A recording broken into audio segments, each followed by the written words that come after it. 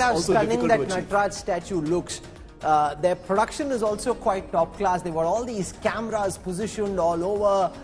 Some of them are on tracks, some of them are Jimmy Jibs. They really give the full sense of the splendor. To some extent, it's actually about how you see it. Some people are finding this extremely tacky, and they're ranting on social media, but many of them also those who thought that there would be no Delhi declaration, that Russia-Ukraine would derail talks. So it really, what you see depends on the glasses that you have on as well. So that's reality too. But for the moment, to the extent that is possible, is looking quite stunning. The Bharat Mandapam in all its glory, the flags fluttering, a lovely breeze blowing. I was out and about just before we started this live broadcast. The weather at this moment quite stunning in the national capital, as there is the Delhi Declaration, which is a massive takeaway from this G20 summit. Nataraja is absolutely stunning. I mean, it's 28 feet. It's a huge thing. It's been brought in all the way from the south, and it's come to Delhi, and it's looking quite resplendent. And once again on time, because it was brought in only a few days back. Yeah, they created a green corridor to bring them in. And that's how it was carried in. The whole backdrop is quite something. Oh yeah, absolutely.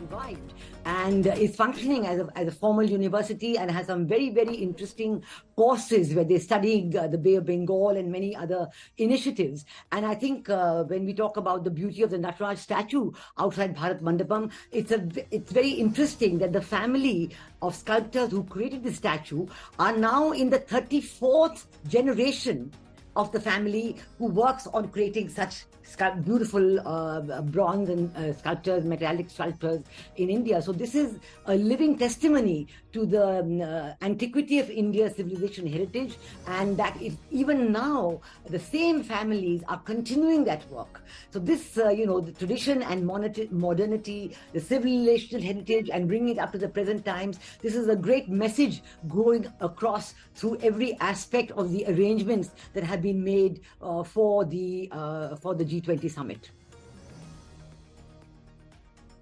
And the fact that now the African Union has come on board as a member as well.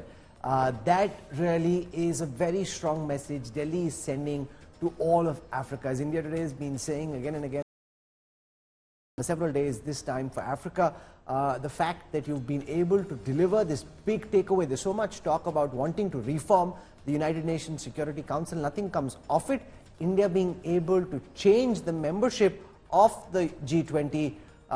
Will this become a G21 now? Will it still be called G20? Like, how does this work? That's the Prime Minister of Mauritius. Now we're seeing one by one the special invitees starting to come in. So Praveen Jagnnath, the Prime Minister of Mauritius, and his wife, dressed resplendently in a sari, coming in to the President's dinner. Yes, sir. I think it will have to be G21. Otherwise, it will not be proper for the African Union.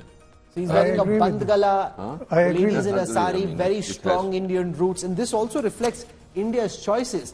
Remember, the countries you invite as special invitees always reflect your choices. What do you pick up, Rajiv Dogra, when there's an Oman there, Nigeria, Mauritius, Bangladesh, Spain is a permanent invitee, but what are the choices India has shown here?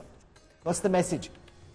Well, the message is quite clear. Number one, there is an India connection with each of those invited countries, either along Indian diaspora settled there or association as Bangladesh.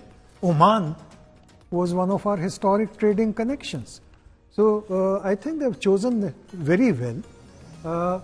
The other thing I want to point out, because when you were interviewing Amitabh Kant, repeatedly he mentioned 4 emerging countries. That's Mark Rutte, the Netherlands Prime Minister. On your screen again, a special invitee of Prime Minister Modi and India. He's heading a caretaker administration pending elections in November.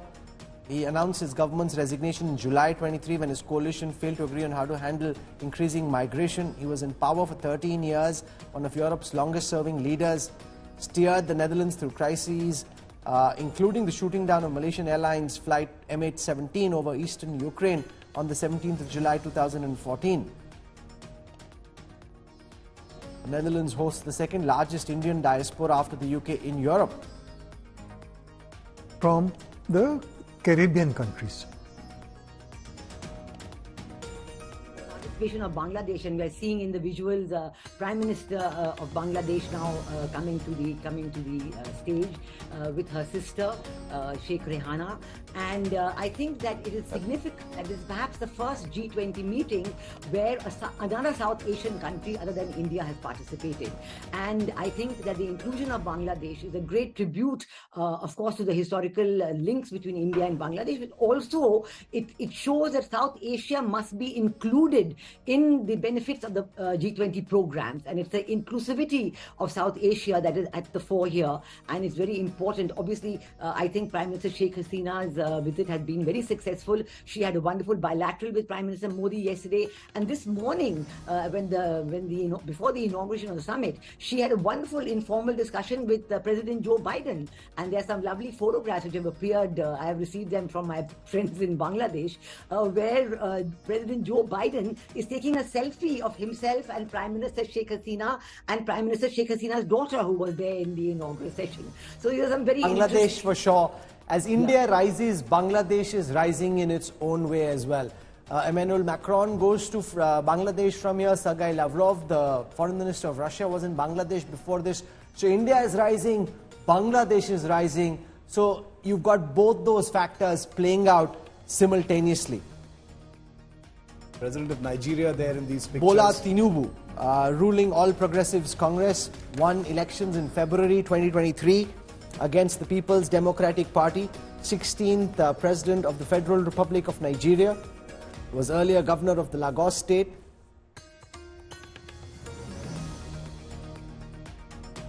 We've got 135 companies of India in Nigeria, one of the biggest markets in Africa.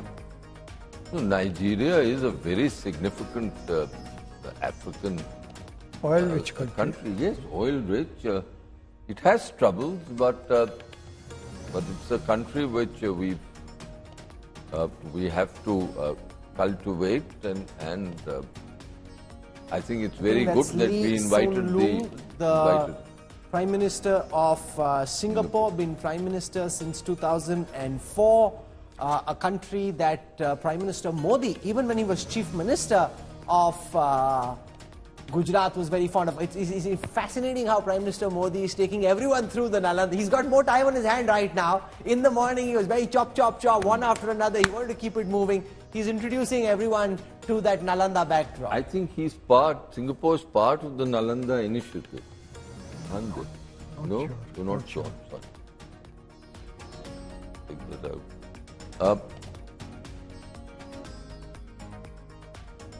But it's a good thing he's pointing it out, otherwise it'll just be... Otherwise you don't know what it is. So it's good that, this is, again, a sense of how India is this very successful old civilization. You take pride in the fact, how many people watching would have otherwise spent time reading up about the Nalanda University. His hope really is to get people to get in touch with their cultural roots so that they know them more, they know them better, and that really is something the Prime Minister is working on.